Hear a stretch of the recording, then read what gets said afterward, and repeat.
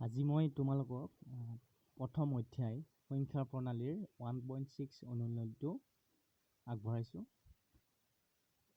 এই অনুশীলনীটোৰ অংকসমূহ কৰাৰ আগত আমি কিছুমান বিধি জানিব লাগিব। বাস্তৱ সংখ্যাৰ ক্ষেত্ৰত সূচকৰ বিধি তোমালোকে ইতিমধ্যে ইয়াৰ বিষয়ে অৱগত। যদি কিছুমান বাস্তৱ সংখ্যাই সূচকীয় আকাৰত থাকে তেতিয়াহ'লে ইহঁতে কিছুমান বিধি মানি চলে। তাৰে ভিতৰত কিছুমান তোমালোকে আগৰ ক্লাছবিলাকত পাই আহিছা। যদিহে এ এম এন এইবিলাক যদি কি হয় বাস্তৱ সংখ্যা হয় তেতিয়াহ'লে ইহঁতে মানি চলা কিছুমান সূচকীয় বিধি হ'ল এইবোৰ। তাৰে ভিতৰত A to the power M into A to the power N is equal to A to the power M plus N. মানে কি কৈছে ইয়াত এ বিলাক কি হয়, ইয়াত এ বিলাক ভূমি হয় আৰু এই যে এম এন দেখিছা এইবিলাক কি হয় সূচক হয়। তোমালোকে নিশ্চয় জানা যদি ভূমি একে হয় কিন্তু সূচক বিলাক যদি বেলেগ বেলেগ হয় তেতিয়াহ'লে ইহঁতে এটা বিধি মানে সেইটো কি হ'ল যে A to the power M into A to the power N equal to A to the power M plus N.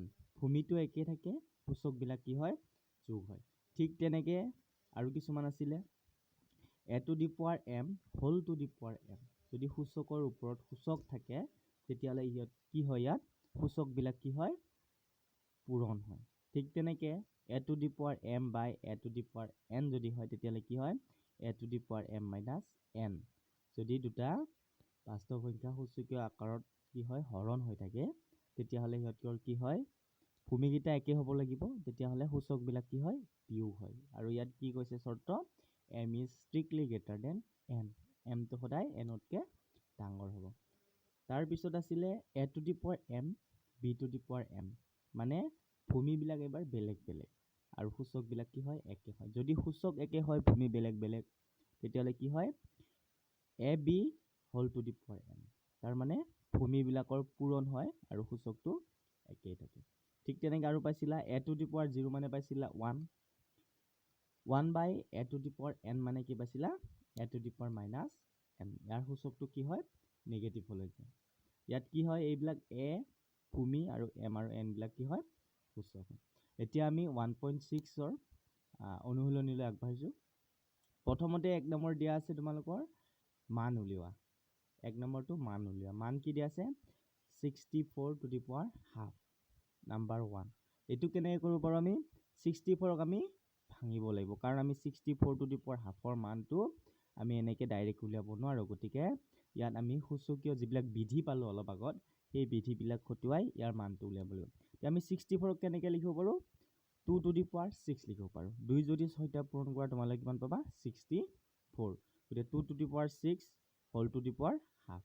এতিয়া আমি ধৰ্ম এটা পাইছিলোঁ, কোনটো ধৰ্ম আছিলে এইটো। যদি A to the power M whole to the power N হয় তেতিয়াহ'লে কি হয় এই সূচকবিলাক কি হয় পূৰণ হয়। ইয়াতো একেই কথা 6টো সূচক হয় হাফটো সূচক হয়, গতিকে এইকেইটা কি হ'ব পূৰণ হ'ব। গতিকে 2 to the power 6 into half. আমি 2ৰে 6 কাটিব পাৰোঁ 3বাৰ, গতিকে কিমান থাকিল 2 টু দি পাৱাৰ 3। তাৰমানে কিমান হ'ল 2 টু দি পাৱাৰ 3 মানে 8। 2 নম্বৰটো দিয়া আছে 32 টু দি পাৱাৰ 1/5। এতিয়া 32ক আমি কেনেকৈ কৰিব পাৰোঁ 32ক আমি লিখিব পাৰোঁ 2 টু দি পাৱাৰ 5। 2 যদি 5টা পূৰণ কৰোঁ আমি তেতিয়াহ'লে কি পাম 32। এতিয়া 2 to the power 5 whole to the power 1/5। একেই আমি নিয়ম একেই বিধি খটুৱাই কি লিখিব পাৰোঁ 2 টু দি পাৱাৰ 5 ইনটু 1/5। তাৰমানে সূচকবিলাক কি হৈছে পূৰণ হৈছে। এতিয়া 5ৰে 5ক কটা যায়, 5 কেঞ্চেল গ'ল, থাকিল 2 to the power 1। 2 to the power 1 মানে কি হয় 2 হয়। গতিকে মই দুটা অংক কৰি দিলোঁ, তোমালোকে বাকীখিনি চেষ্টা কৰিবা, নিশ্চয় পাৰিবা। যদি নোৱাৰা মোক সুধিলেই হ'ল, মই তোমালোকক নিশ্চয় কৰি দিম, নতুবা তোমালোকক বুজাই দিব চেষ্টা কৰিম। 2 নম্বৰটোলৈ আগবাঢ়োঁ আমি। 2 নম্বৰত কি দিয়া আছে 2 নম্বৰত আছে মান উলিওৱা। প্ৰথমটো দিয়া আছে 9 টু দি পাৱাৰ 3/2। ঠিক আছে, এইটোক আমি কেনেকৈ লিখিব পাৰোঁ 9টোক লিখিব পাৰোঁ 3 স্কুৱেৰ। 3 যদি আমি দুটা পূৰণ কৰোঁ 9 পাওঁ। 3 স্কুৱেৰ হোল ওপৰত কি আছে হোল টু দি পাৱাৰ 3/2। এতিয়া একেই ধৰ্ম খটুৱাই আমি কি লিখিব পাৰোঁ 3 টু দি পাৱাৰ 2 ইনটু 3/2। ইয়াত কি হয় সূচকবিলাক পূৰণ হৈছে। ইয়াত 2 কেঞ্চেল গ'ল, থাকিল 3। 3 to the power 3 3 to the power 3 মান হ'ল 27 বাকিকেইটা মই কৰা নাই 4 নম্বৰটো কৰি দিছোঁ তোমালোকক 4 নম্বৰটো কি দিয়া আছে 125 by -1/3 এতিয়া একে নিয়মেৰে একে কৰিব লাগিব আমি 125ক আমি কেনেকৈ লিখিব পাৰোঁ 5 to the power কি হয় 3 5 কিউব আছে গতিকে 5 কিউবটোক আকৌ কি কৰিব পাৰোঁ আমি যেহেতু সূচকৰ ওপৰত সূচক আছে তেতিয়াহ'লে আমি কি কৰোঁ সূচকবিলাক আকৌ পূৰণ কৰিব পাৰোঁ গতিকে কিমান হ'ব 5 to the power 3 into 1/3 3 3 cancel গ'ল থাকিলে 5 to the power -1 এতিয়া যদি এনেকৈ থাকে ভূমিৰ লগত যদি সূচকটো নেগেটিভত থাকে তেতিয়াহ'লে আমি এটা কি পাইছিলোঁ বিধি পাইছিলোঁ যে 1/a to the power n কেতিয়া হয় যেতিয়া a to the power -n যদি সূচকটো নেগেটিভত থাকে তেতিয়াহ'লে কি পাওঁ আমি 1/a to the power n ইয়াতে তোমালোকক কি দিয়া আছে 5 to the power -1 গতিকে এইটোক আমি কেনেকৈ লিখিব পাৰোঁ 1/5 1টো সূচকটো দিয়া নাই মই কাৰণ 5 to the power 1 মানে 5 হয় গতিকে এই দুটা অংক মই 2 নম্বৰৰ দুটা অংক কৰি দিলোঁ বাকীবিলাক তোমালোকে চেষ্টা কৰিবা নোৱাৰিলে মই আকৌ কৰি দিম এতিয়া আহোঁ আমি 3 নম্বৰলৈ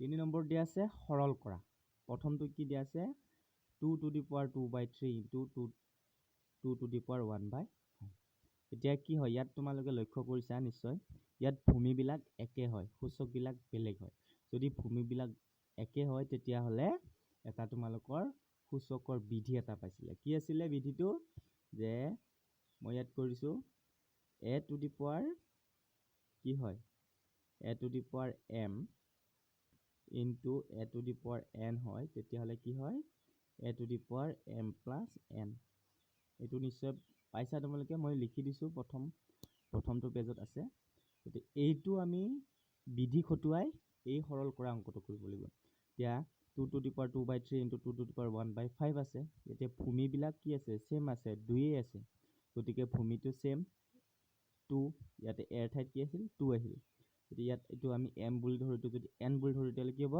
m plus n 2/3 plus 1/5 এইখিনি মান আমি সৰল কৰিব লাগিব 2 to the power এইখিনিক যদি সৰল কৰোঁ কি কৰিব লাগিব আমি 3 আৰু 5ৰ কি ওলাব লাগিব লসাগু ওলাব 3 আৰু 5ৰ লসাগু তোমালোকে জানা 15 এতিয়া 3ৰে 5ক 15 কেইবাৰ যায় 5 বাৰ গতিকে 5 দুগুণ 10 প্লাছ 5ৰে 15 কেইবাৰ যায় 3 বাৰ 3 এগুণ 3 তোমালোকে নিশ্চয় জানাই নিয়মটো গতিকে এবাৰ কি হ'ল 10 plus 3 13 তলত কিমান থাকিল 15 গতিকে এনসাৰটো কি হ'ল 2 to the power 13/15 এনেকৈ বিধি খটুৱাই আমি অংকবিলাক কৰিব লাগিব 2 নম্বৰটো দিয়া আছে তোমালোকক 1/3 cube whole to the power 7 যদি এনেকৈ থাকে তেতিয়াহ'লে কি হয় সূচকবিলাক গোটেইকেইটাতে পূৰণ হৈ যায় গতিকে আমি কি পাম 1 to the power 7 আৰু তলত কি পাম 3 কিউব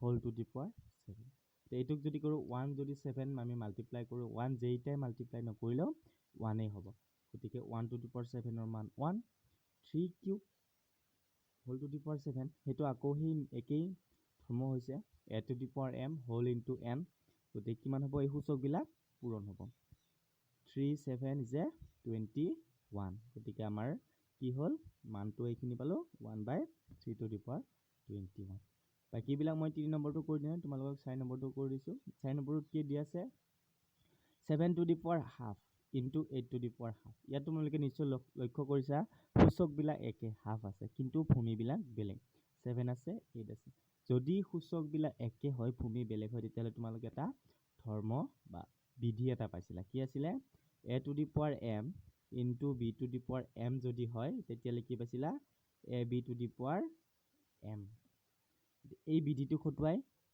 আমি অংকটো কৰিব পাৰোঁ গতিকে ভূমি কি আছে 7 আৰু 8 আছে গতিকে ভূমিকেইটা পূৰণ হ'ব 7 into 8 আমাৰ সূচক আছে হাফ গতিকে কিমান থাকিব ওপৰত হাফ থাকিব গতিকে 7 8 is 56 to the power half গতিকে এইটো হ'ল 4 নম্বৰ গতিকে এনেকৈ আমি অংকবিলাক কৰিব লাগিব বাকী যিবিলাক অংক থাকি গ'ল সেইবিলাক তোমালোকে চেষ্টা কৰা যদি বুজি পোৱা নাই মোক আকৌ সোধা মই নিশ্চয় তোমালোকক বুজাই দিবৰ কাৰণে চেষ্টা কৰিম ঠিক আছে